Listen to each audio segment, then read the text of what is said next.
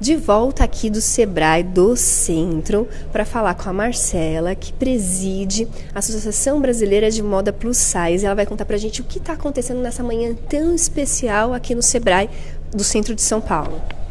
Oi, Regina. O que está acontecendo, né? A gente está fazendo o lançamento da revista Tag, que é a revista da associação. É a primeira revista que trata de negócios e mercado de moda plus size, né? Então é uma revista muito voltada para o empresário, né? A gente tinha uma outra visão de revista plus size até hoje, que é sempre muito voltado para a questão da autoestima.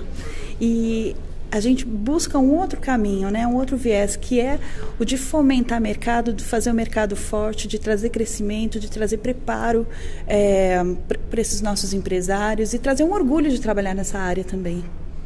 E é muito interessante porque a Marcela já é parceiraça nossa, teve inclusive o nosso aniversário de 4 anos com a gente ano passado, foi um sucesso a palestra da Marcela, porque às vezes está todo mundo remando por um lado, para um mesmo mercado, sendo que existe um mercado gigantesco que é esse da moda plus size e que não se tem um olhar, né? As advogadas, que às vezes têm um corpo mais corpuda, sim, né? Sim. E que precisam ter uma roupa adequada. Lembrei das advogadas, porque tenho várias colegas assim, mas são vários os segmentos que a mulher quer estar elegante e ela quer estar com a roupa da moda. Exatamente. E às vezes não encontra a numeração adequada. Como é que estão as suas pesquisas internacionais? De que maneira você está trazendo isso para provocar os empresários brasileiros? Olha, em alguns países a gente tem isso muito desenvolvido. Estados Unidos é muito desenvolvido nessa área nos tamanhos, né? Então você tem uma grade que você escolhe o seu tamanho, você escolhe a sua roupa, independente do tamanho que você tem, você consegue comprar. A Europa, que tem um povo maior, né? As pessoas são maiores mesmo, então eles têm já uma organização, tem feiras de negócios, já trabalhando essa questão do plus size, feiras organizadas na Alemanha, por exemplo. Então, assim, já tem uma organização e tem uma grade que para eles é tão comum que eles nem acham necessário a diferença que a gente tem, né? E aqui no Brasil a gente ainda crescemos muito, avançamos muito em relação ao que éramos há 10 anos atrás, obviamente, mas a gente tem muito a avançar. Hoje a gente tem, de acordo com as pesquisas da Vigitel, 53,8% da população está, o que a gente chama, né, de acordo com a Organização Mundial de Saúde, de sobrepeso. Significa que... E o que significa? Que 53,8% utiliza a numeração acima do 46. Quer dizer, tem um mercado gigante. Mais de 100 milhões de pessoas, potenciais consumidores do mercado plus size. E a gente conversava também, Marcela, que inclusive vai ter um evento bem recente que vocês estão trabalhando aí com a Secretaria Municipal do Trabalho e Empreendedorismo e que vai falar sobre essa questão da pessoa com mais peso no mercado de trabalho. A gente que já milita nessa questão da inclusão há algum tempo, aprendeu inclusive com a Marcela que nem sempre ser obeso, nem sempre você ter os quilos acima do que o mercado diz ser o correto, significa ser uma pessoa doente ou ser uma pessoa que não é saudável.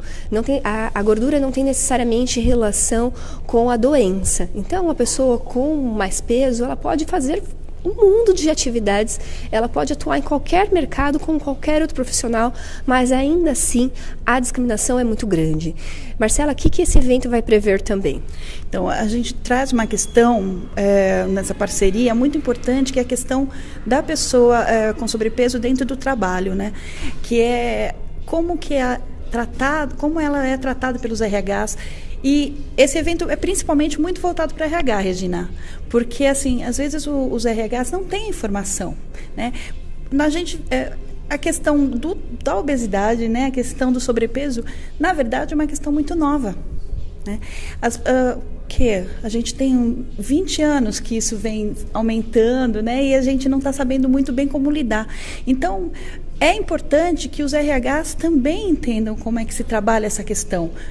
Comecem a entender que essa pessoa acima do peso é uma pessoa produtiva, é criativa, tem competências, tem qualidades, né?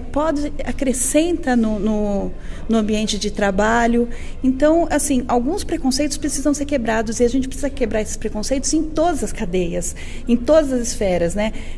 governamentais, né? Porque o governo é um grande aliado nosso, né? Porque eles têm que quebrar isso.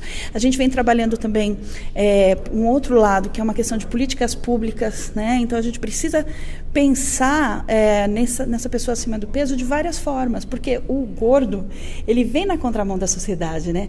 Porque a gente vem num tempo em que tudo está menor. As portas estão menores, os apartamentos estão menores, está tudo diminuindo. E você tem essa questão do aumento da população, né? Tanto em tamanho por conta do peso, quanto em tamanho mesmo por altura e estatura. E isso precisa ser pensado em todas as esferas, porque essa questão, a questão da obesidade, não reflete apenas na questão da roupa. Você tem todo o mercado para ser pensado, moveleiro, a questão de segurança, a questão de uniformes, né? Todo um pensamento que precisa ser começado a ser formado, porque realmente é uma questão recente. Então, assim, a gente trabalhava muito com essa questão do preconceito. Então, a gente se detinha, não é preconceito com o gordo, preconceito. Sim, tem preconceito, mas tem muito de desinformação. A nossa experiência dentro da associação, a gente vê quando a gente leva com respeito essa questão para diversos órgãos que a gente vai, as pessoas às vezes começam mesmo com uma resistência, mas elas vão se abrindo porque elas não entendiam a problemática.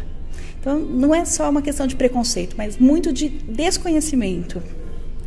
Obrigada, Marcela. Eu fico até emocionada porque eu sei o quanto essa mulher é guerreira e a gente está nessa luta para que dentro do mercado de trabalho exista um respeito à diversidade. Afinal de contas, a própria CLT prevê que ninguém pode ser discriminado em razão do gênero, da classe social, enfim. A pessoa só pode deixar de ser recusada numa proposta de trabalho se ela não tiver o conhecimento científico, acadêmico ou a experiência prática exigida para aquela vaga. Continue acompanhando a Justiça para o Trabalho e até mais. Ixi.